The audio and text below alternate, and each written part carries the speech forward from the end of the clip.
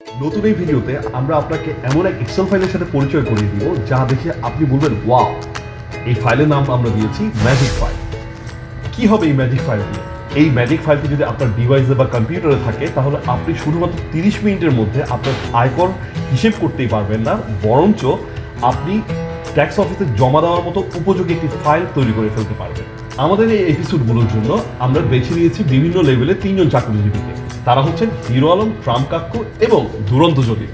আমরা আমাদের এই ভিডিওগুলোতে দেখিয়ে দিব তারা তাদের অফিস থেকে প্রাপ্ত ইনকাম, অন্যান্য সুবিধাদি এবং ইনভেস্টমেন্টকে কিভাবে হিসেব করে একটি সম্পূর্ণরূপে ট্যাক্স ফাইল প্রস্তুত করবেন, যেটা সরাসরি আপনার ট্যাক্স অফিসে জমা দেওয়া যাবে। তাহলে চলুন আমরা শুরু করি।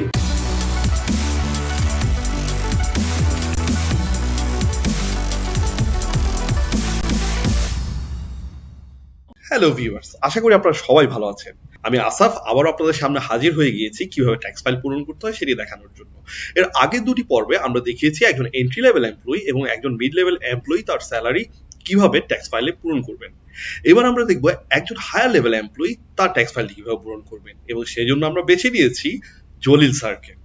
চলুন দেখি জলিল স্যার কেমন স্যালারি পেয়েছেন। এই ফাইলটি থেকে আমরা দেখতে পাই জলিল স্যার গত বছর স্যালারি পেয়েছেন 95,000 টাকা করে পার মান্থলি, যার ভাগগুলো হচ্ছে বেসিক স্যালারি 57,000 টাকা, হাউস রেন্ট অ্যালাউন্স 28,500 টাকা, কনভেন্স অ্যালাউন্স 3800 টাকা, মেডিকেল অ্যালাউন্স 5,700 টাকা, এবং তিনি দু রকমের বেনিফিট পেয়েছেন, ফেস্টিভ্যাল বোনাস এবং প্রভিডেন্ট ফান্ড। আমরা এখান থেকে দেখতে পাচ্ছি প্রভিডেন্ট ফান্ড পেয়েছেন হচ্ছে 10% of the gross salaries per month, যেটা আসছে 10% অফ 95,000 টাকা ইকুয়াল টু 9,500 টাকা, এবং 12 মাসে সেটা হিসেব করলে 1,14,000 টাকা।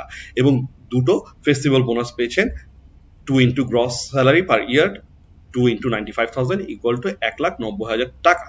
যেহেতু জলিল স্যারের স্যালারি অনেক বেশি, তাই তার বেশ কিছু ইনভেস্টমেন্ট ছিল, এর মধ্যে ইন্স্যুরেন্স ছিল এবং সঞ্চয়পত্র ছিল, যার টোটাল অ্যামাউন্ট আমরা দেখতে পাচ্ছি 8 লাখ টাকা। ধরে নিলাম এর মাঝখানে 5 লাখ টাকা হচ্ছে তার সঞ্চয়পত্র থেকে আর 3 লাখ টাকা হচ্ছে ইন্স্যুরেন্স থেকে। এবং জলিল স্যারের আমরা দেখতে পাই ট্যাক্স ডিডাক্টেড অ্যাট সোর্স 500 টাকা পার মান্থ, অর্থাৎ তার যে স্যালারি কোম্পানি থেকে ঢুকেছে প্রতি মাসে 500 টাকা করে তার স্যালারি থেকে ডিডাক্ট করে ফেলা হয়েছে। এবার তাহলে আমরা দেখব জলিল স্যার কিভাবে তার ট্যাক্স ফাইলটি পূরণ করবেন। আবারও আমরা বলে দিচ্ছি আমাদের সেই ম্যাজিক ফাইলটিতে আমরা চলে যাব। আপনারা যদি কেউ আমাদের ম্যাজিক ফাইলটি পেতে চান তাহলে অবশ্যই কমেন্ট করে জানাবেন, আমরা আপনাদের সাথে যোগাযোগ করব এবং পাঠিয়ে দিব মেইলের মাধ্যমে।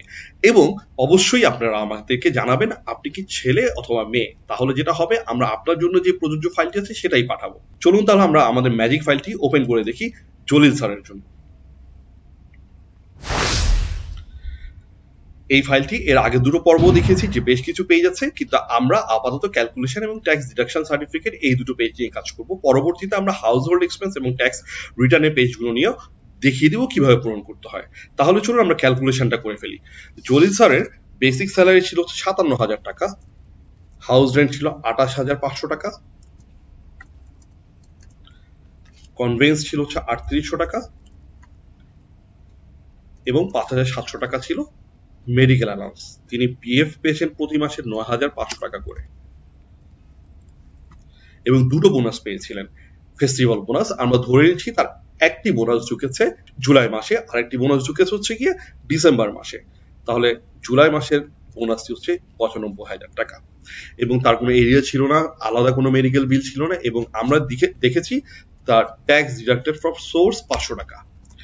এখন যেহেতু জলিল স্যারের কোনো ইনক্রিমেন্ট হয়নি, সেহেতু জলিল স্যারের স্যালারি সারা বছর একই রকম ছিল, এবং সেটা আমরা কপি পেস্ট করে দিলেই হবে। এবং এখানে আমাদেরকে বসিয়ে দিতে হবে তার সেকেন্ড যে ফেস্টিভ্যাল বোনাসটি ছিল, যেটা ডিসেম্বর মাসে ঢুকেছে, আমি কিছুক্ষণ আগে বলেছি সেটা।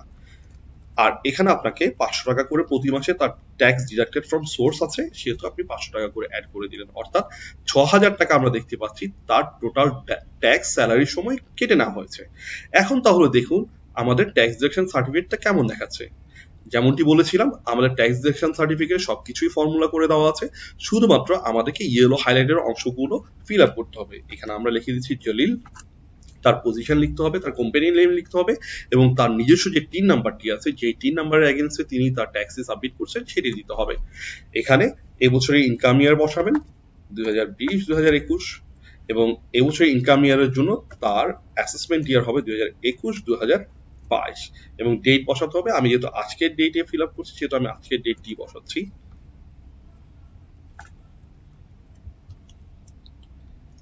এখানে যেমনটি বলেছিলাম যে তার যেহেতু আমরা একটু আগে দেখতে পেয়েছি টোটাল ৬,০০০ টাকা ট্যাক্স ডিডাক্টেড হয়েছে, সো কোম্পানি থেকে একটা ডিক্লারেশন দেওয়া হচ্ছে যে কোম্পানি অলরেডি ট্যাক্স বাবদ ৬,০০০ টাকা তার পার মান্থলি ৬,০০০ টাকা টোটাল কেটে নিয়েছেন, এবং এখানে তার নামটি লিখে দিতে হবে।